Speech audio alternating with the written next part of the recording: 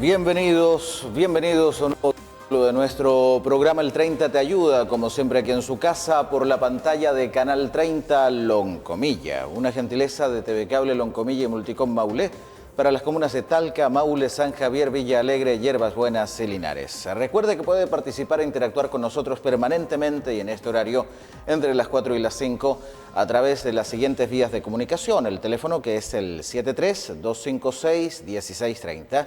73-256-1630. También estamos en WhatsApp, el más 569-6864-8989, más 569-6864-8989. También en nuestro fanpage, en facebook.com/Canal 30 Oficial y, por cierto, en nuestro renovado sitio web www.canal30.cl. Llegamos más lejos para estar más cerca de todas y de todos. Es un tema que ha cobrado tiempo esta parte. Quizá producto del confinamiento a propósito de la pandemia del COVID-19. Sin embargo, es muy importante poder destacar también la prevalencia de un problema que se ha tornado demasiado complejo. Luego del retorno a la actividad presencial que percibimos tanto el año pasado como este, pero indudablemente lo del 2022 alcanzó niveles bastante preocupantes, de violencia escolar, conocido también como bullying. Hemos sido testigos de una serie de hechos que se han registrado en las afueras o dentro de establecimientos educacionales. Ocurrió prácticamente durante todo el ciclo del año 2022 dentro y fuera de colegios públicos, particulares subvencionados y o particulares en diferentes puntos de la región del Maule. Hubo hechos de connotación en Talca, aquí en la comuna de San Javier, también en Linares, en Curicó, en otros puntos donde por causas que parecen ser insospechadas, la violencia escolar se tomó parte de la escena. Y evidentemente que hay acciones que se están desarrollando con la ayuda de profesionales de la salud, con la organización de equipos de cuidado y protección de salud mental. Es una política que sigue estando pendiente pese a los anuncios realizados por el presidente de la República, Gabriel Boric, de entregar mayores incentivos para fortalecer el acceso de toda la ciudadanía, grandes y chicos, a programas que mejoren bien la manera de enfrentar la salud mental. Sin embargo, la violencia dentro y fuera de las salas de clases ha sido un tema que ha causado mucha preocupación. ¿Qué dice el mundo respecto de la violencia escolar? ¿Qué dice el mundo respecto del bullying? El acoso escolar, violencia escolar o bullying, se traduce en la exposición que sufre un niño a daños físicos y psicológicos de forma intencionada o reiterada de parte de otro o incluso de un grupo de ellos cuando acuden al colegio. El acosador aprovecha un desequilibrio de poder que existe entre él y su víctima para conseguir un beneficio, ya sea material o no, mientras que el acosado, la víctima, se siente indefenso y puede desarrollar, a consecuencia de lo mismo, una serie de trastornos psicológicos que impactan directamente en su salud o incluso en situaciones extremas como conductas autodestructivas. Si me hacen daño es porque quizás no valgo lo suficiente. Y eso provoca también un impacto severo en la autoestima de la víctima del acoso escolar. El bullying escolar se produce generalmente en la fila para la clase, en los baños, en los pasillos, de una clase a otra, a entrar y salir del establecimiento educacional, en el transporte escolar, en el comedor del colegio. También puede ocurrir dentro de la sala cuando el profesor está escribiendo en la pizarra o mientras está atendiendo a otros alumnos, y ahí resulta el afectado víctima de alguna manifestación que evidentemente termina siendo superada por la circunstancia. Difícil estimar la prevalencia. Decía que es difícil estimar la prevalencia del acoso escolar, pero los expertos en la materia coinciden en señalar que se trata de un problema más frecuente de lo que esperarían. Se estima que entre un 15 y un 50% de los niños y adolescentes en las escuelas del mundo pueden haber sido víctimas de acoso escolar en algún momento, señala Covadonga Díaz Caneja, investigadora del Instituto de Psiquiatría del Hospital Universitario Gregorio Marañón de España. Los datos de prevalencia son muy variables porque dependen mucho de los estudios y de los instrumentos que se utilicen. Hay medidas que se basan en lo que dice el alumno, en lo que dice el resto de los compañeros. En todo caso, agrega la profesional, la mayor parte de las personas tenemos riesgo de estar expuestas a este problema a lo largo de la vida. El bullying escolar puede traducirse en bullying a nivel laboral, a nivel vecindario, a nivel comunitario. Algunos colectivos, algunos grupos son más vulnerables y tienen mayor riesgo a ser víctimas de acoso escolar. Son aquellas personas percibidas como diferentes, como los niños con discapacidad, con algún trastorno del espectro autista como el TEA, con obesidad o con dificultades de integración social, aquellos niños o niñas que pueden ser mucho más retraídos y terminan convirtiéndose en un blanco perfecto para ser víctimas de violencia o acoso escolar. Las causas que originan el bullying dependen de que suelen tener características comunes, decía, como por ejemplo que el acosador escolar no tiene empatía y por tanto es incapaz de ponerse en el lugar del acosado y ser sensible a su sufrimiento, es decir, goza causando esta violencia.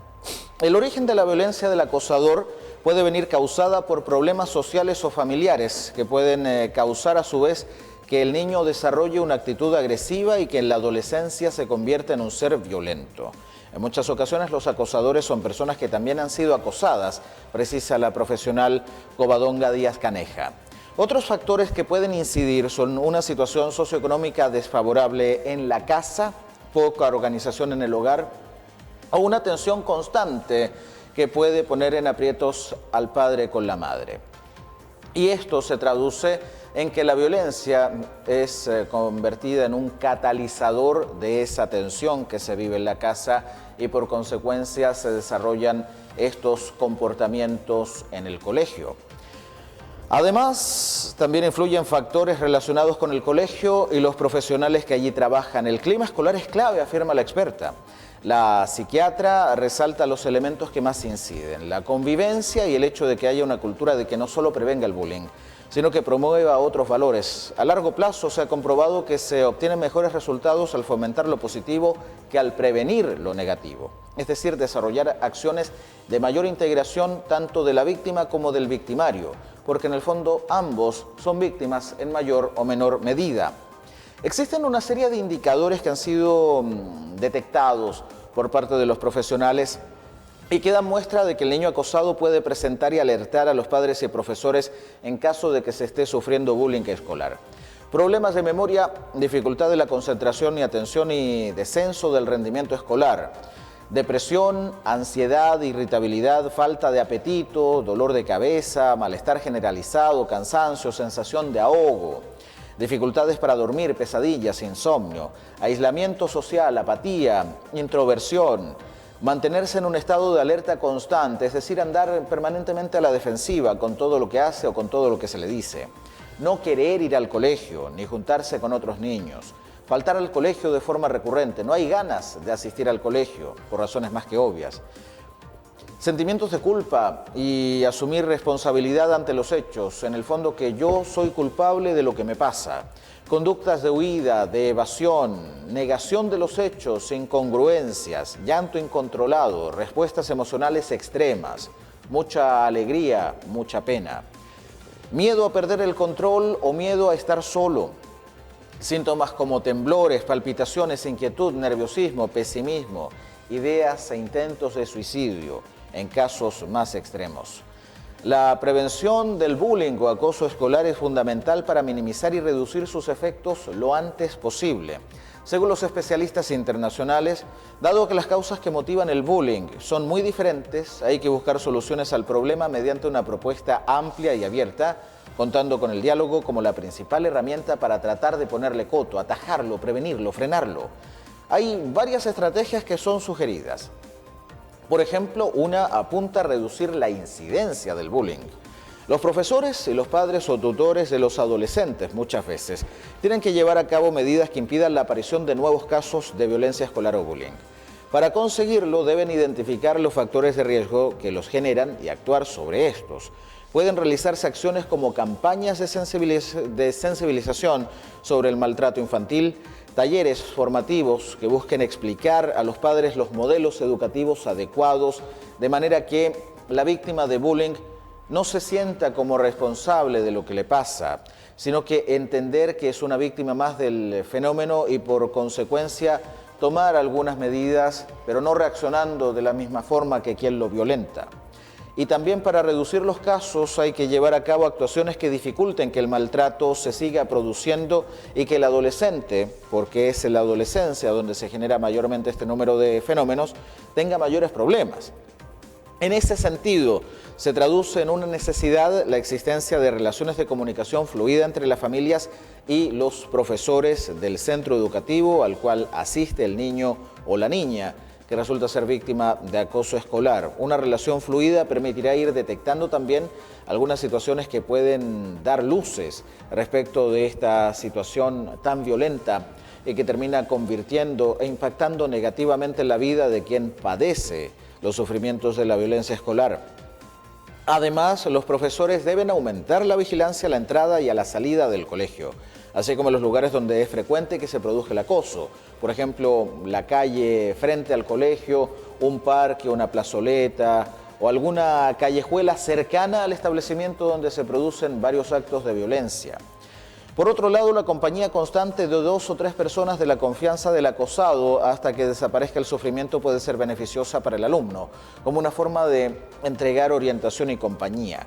Puede ser el papá, la mamá, puede ser el profesor o la profesora, puede ser un especialista dentro del colegio. Hay varios establecimientos educacionales que han habilitado mecanismos de orientación profesional, con psicólogos, con psiquiatras o con otros profesores que tienen también una mayor vocación en el ámbito de la orientación y que pueden ser también un punto de apoyo para tratar de enfrentar este fenómeno que es tan complejo.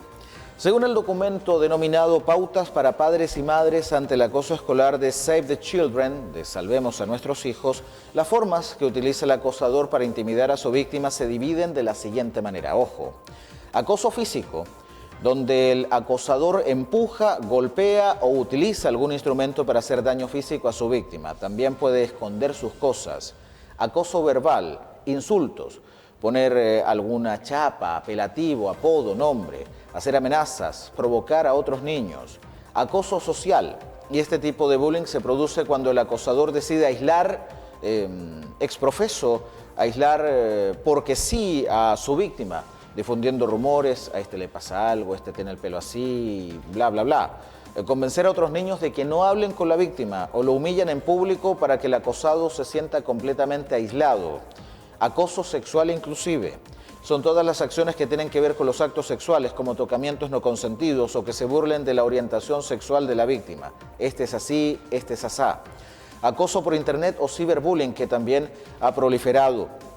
Es un tipo de acoso escolar que ocurre a través de teléfonos celulares, tablets, computadores, la divulgación de correos electrónicos, convertir la foto de una víctima en un meme, empezar a elaborar relatos, cadenas por WhatsApp y también crear grupos donde el principal objetivo sea violentar a la víctima. En esos casos el acosador suele enviar mensajes o correos electrónicos desagradables, difundir rumores a través de correo electrónico en redes sociales como Facebook, Instagram, o imágenes y videos que lo denigren, sacándolo de contexto, así como crear perfiles falsos que pueden resultar bastante complicados y generar también un acoso o una persecución constante y persistente a través del tiempo. Este tipo de acoso está aumentando de forma significativa durante los últimos años y se caracteriza porque a menudo los niños que sufren ciberbullying también son acosados en persona. Además, por las características de Internet, esto puede suceder las 24 horas del día, los 7 días de la semana y afectar al niño o a la niña que es víctima de bullying cuando está completamente solo. En el ciberbullying, las imágenes y los mensajes pueden publicarse de forma anónima y llegar rápidamente a un gran número de personas. Los sistemas conocidos como cadenas de WhatsApp, por ejemplo. Estos mensajes inapropiados e hirientes son muy complicados de eliminar cuando ya están complicados y publicados. Y eso, naturalmente, que puede generar también una consecuencia mucho mayor en quien es víctima justamente de este tipo de manifestaciones. Ahora, respecto de los diagnósticos que han determinado los estudios internacionales, la detección del bullying suele ser muy complicada, ya que es muy frecuente que los niños o lo oculten del ambiente familiar por vergüenza o por temor y no pidan ayuda a nadie de su entorno más directo, ni siquiera a quien califican como su mejor amigo o su mejor amiga. Por ese motivo, Solo son detectados los casos que no se pueden ocultar por la gravedad de las lesiones o de los síntomas. Cuando un niño llega agredido, golpeado, con un ojo negro, con un hematoma, con una herida cortante, evidentemente que ya la situación se puede salir un poco de las manos. Para conseguir ponerle freno a este tipo de situaciones, los profesores o los padres deben tratar de reconocer una serie de indicadores y comportamientos que pueden llevar a la sospecha de un posible riesgo de maltrato o un maltrato ya deliberado. Hay determinados colectivos que son más propensos a sufrirlo, como son los homosexuales, las lesbianas, los bisexuales y los transexuales, que pueden padecer bullying homofóbico por su comportamiento, por su condición.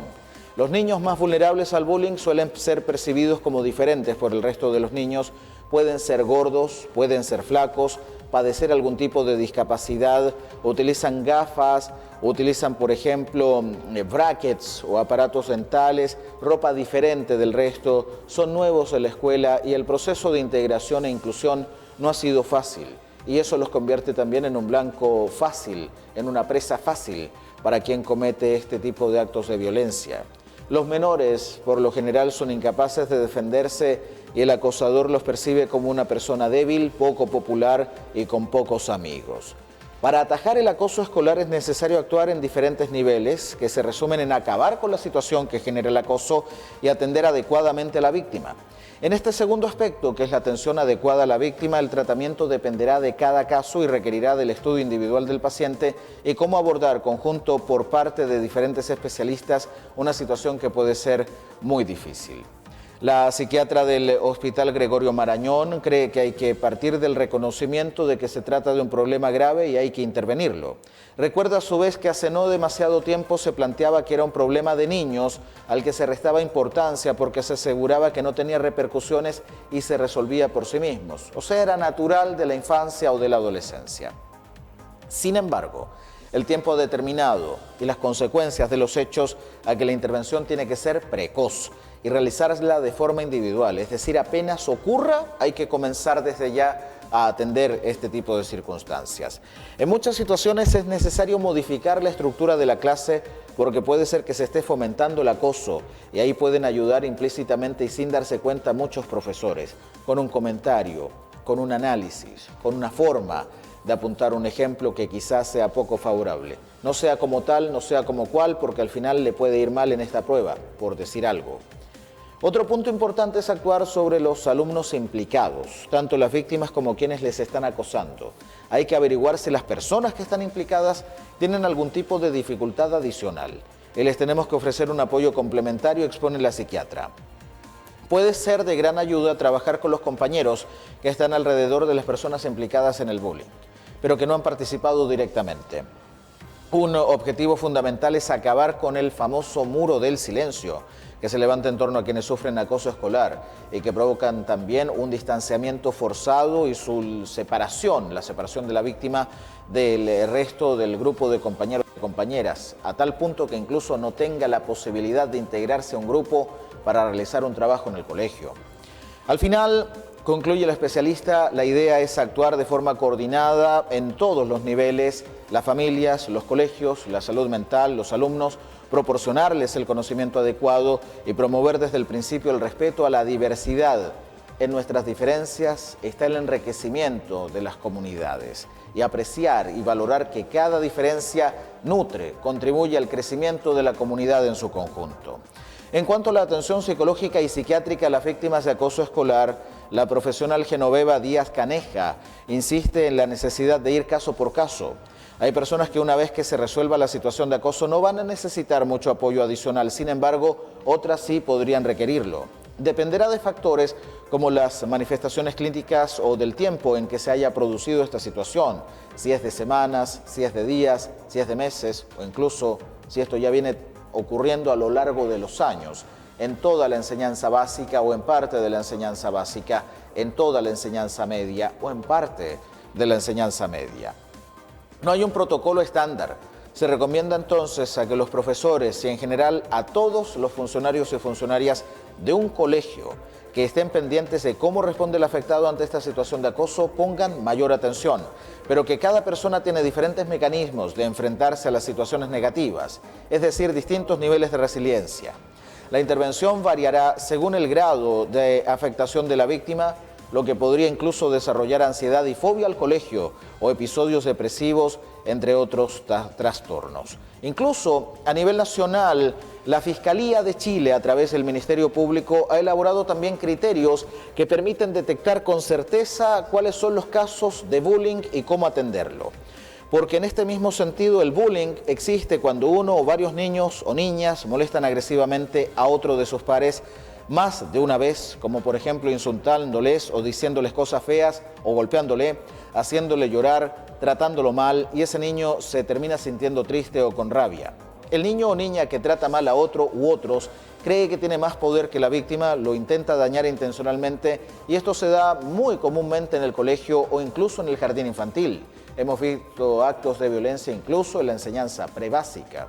Al ser conductas que se repiten y mantienen en el tiempo, se habla de una relación entre acosador y víctima basada en el abuso de poder, lo que incluso a lo largo de la vida podría traducirse incluso en escala laboral.